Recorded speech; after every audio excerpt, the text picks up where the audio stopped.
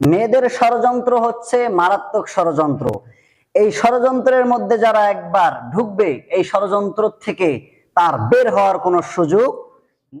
আল্লাহ তাআলা যেখানে আমরা ওয়াদা দিয়ে এসেছি যে আসলে আমাদের জীবনের সমস্ত মুহূর্ত, আমাদের জীবনের সমস্ত পাওয়া উপার্জিত যা কিছু আছে সমস্ত কিছু আমরা তোমার জন্য উৎসর্গ করার জন্য প্রস্তুত আছি, ছিলাম, আছি এবং ভবিষ্যতেও থাকবো ইনশাআল্লাহ। তো কুরবানি শব্দটি, এটি হচ্ছে একটি আরবি শব্দ। এটি কফ র বা কুরবুন ধাতু থেকে উৎপত্তি হয়েছে।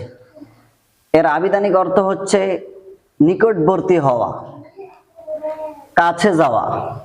যেহেতু আমরা পশু জবাই করার মাধ্যমে আল্লাহ তাআলার নিকটবর্তী হতে চাই, তার কাছাকাছি যেতে চাই, এই জন্য আমরা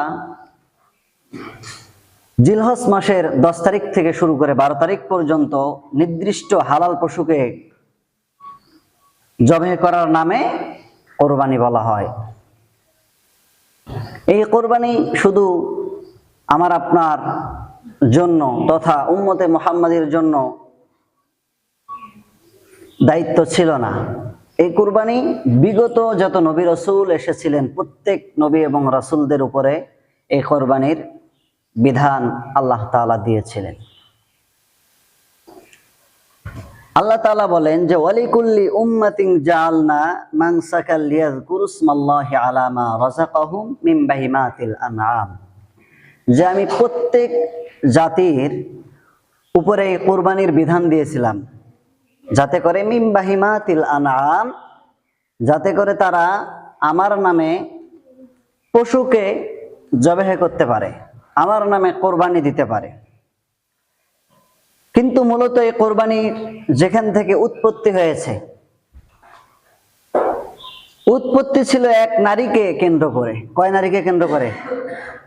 এক নারীকে কেন্দ্র করে। হয়তোবা ঘটনা অনেকে শুনেছেন, হয়তোবা এভাবে শোনেন নাই। এই জন্য যেহেতু কোরবানি সম্পর্কিত আলোচনা, কোরবানি সম্পর্কে আলোচনা করা লাগবে, আর আমাদের বানিয়ে বানিয়ে আলোচনা করার কোনো সুযোগ নাই। প্রতি বছরে আলোচনা করতে হবে, কিন্তু এভাবে শুনেছেন কিনা আমি জানি না, মনোযোগ দিয়ে শুনবেন। এক নারীকে কেন্দ্র করে এই ঘটনা সংঘটিত হয়েছিল। আদম আলাইহিস সালামের দুইজন সন্তান ছিলেন, একজন ছিলেন হাবিল আর একজন ছিলেন কাবিল। তো হাবিলের সাথে, হাবিল জন্মগ্রহণ করেছে, তার সঙ্গে একটি মেয়ে হয়েছে, এবং কাবিল জন্মগ্রহণ করেছে, তার সঙ্গে একটা ছেলে একটা মেয়ে জন্মগ্রহণ করেছে। তো নিয়ম ছিল এরকম যে আমি যার সঙ্গে জন্মগ্রহণ করব তাকে বিবাহ করতে পারবো না, আর একজনের সঙ্গে যে জন্মগ্রহণ করেছে তাকে আমি বিবাহ করব, সে আমার সঙ্গে যিনি জন্মগ্রহণ করেছেন যেই মেয়ে, তাকে বিবাহ করবে, এটাই নিয়ম ছিল। কিন্তু হাবিল যার সঙ্গে জন্মগ্রহণ করেছিলেন তার নাম হচ্ছে সায়রা, তিনি একটু শ্যাম বর্ণের ছিলেন।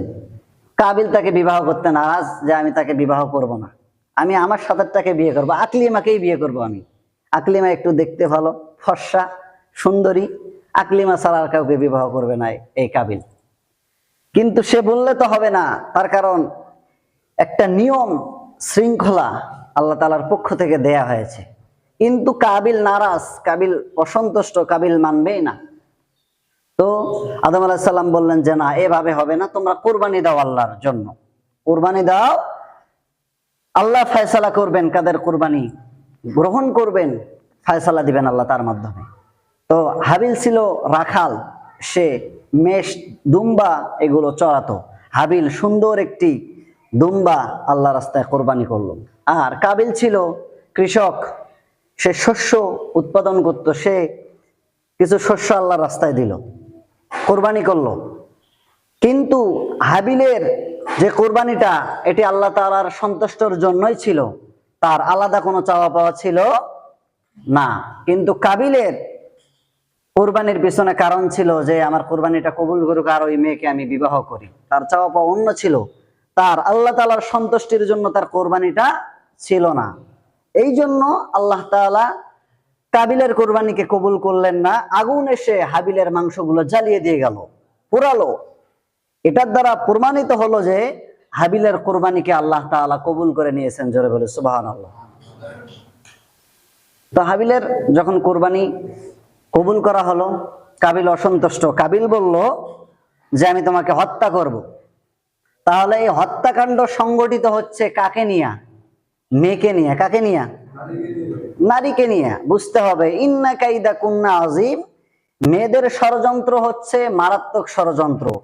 এই ষড়যন্ত্রের মধ্যে যারা একবার ঢুকবে, এই ষড়যন্ত্র থেকে তার বের হওয়ার কোনো সুযোগ নাই। মেয়ে আপনাকে ধ্বংস করবে, আপনার চরিত্রের পদস্খলন ঘটাবে, আপনার আত্মসম্মান, আত্মমর্যাদা, বংশমর্যাদা সব ধুলোয় লুণ্ঠিত করবে এই মেয়ে। এই মেয়ের পিছন থেকে যদি না বের হতে পারেন, এই মেয়ের মায়ের জ্বালা যদি আপনি ডুবে যান, আপনার ব্যক্তিত্ব সব নষ্ট হয়ে যাবে, আপনি বুঝতেই পারবেন না। এই জন্য বলা হয়েছে যে ইন্না কাইদা কুন্না আযীম, নারীদের ষড়যন্ত্র, মেয়েদের ষড়যন্ত্র হচ্ছে মারাত্মক ষড়যন্ত্র, আযীম, যে ষড়যন্ত্র মাপার কোনো ফিতা নাই, যে ষড়যন্ত্র মাপার কোনো যন্ত্র নাই, এরকম ষড়যন্ত্র মেয়ের ষড়যন্ত্র। এই ষড়যন্ত্রের মধ্যে পড়ো না যুবক ভাইরা। তো এই মেয়েকে বিবাহের জন্য কাবিল হাবিলকে হত্যা করে ফেললো। আল্লাহ তাআলা কোরআনুল কারীমের মধ্যে বলেছেন যে ওয়ালিকুল্লি ওয়াতলু আলাইহিম নাবা আবনাই আদামা বিল হাক্কি ইয ক্বাররাবা কুরবানান ফাতু কুব্বিলা মিন আহাদিহিমা ওয়া লাম ইউতাকাব্বাল মিনাল আখারিন। নবীকে বলা হয়েছে, ইয়া রাসূলুল্লাহ, আপনি এই কাবিলের, আদম আলাইহিস সালামের তার সন্তানদের ঘটনা আপনি আপনার উম্মতের মাঝে বর্ণনা করুন। তার কারণ এই ঘটনার থেকে আমাদের শিক্ষা নেওয়ার প্রয়োজন আছে না নাই? অবশ্যই প্রয়োজন আছে।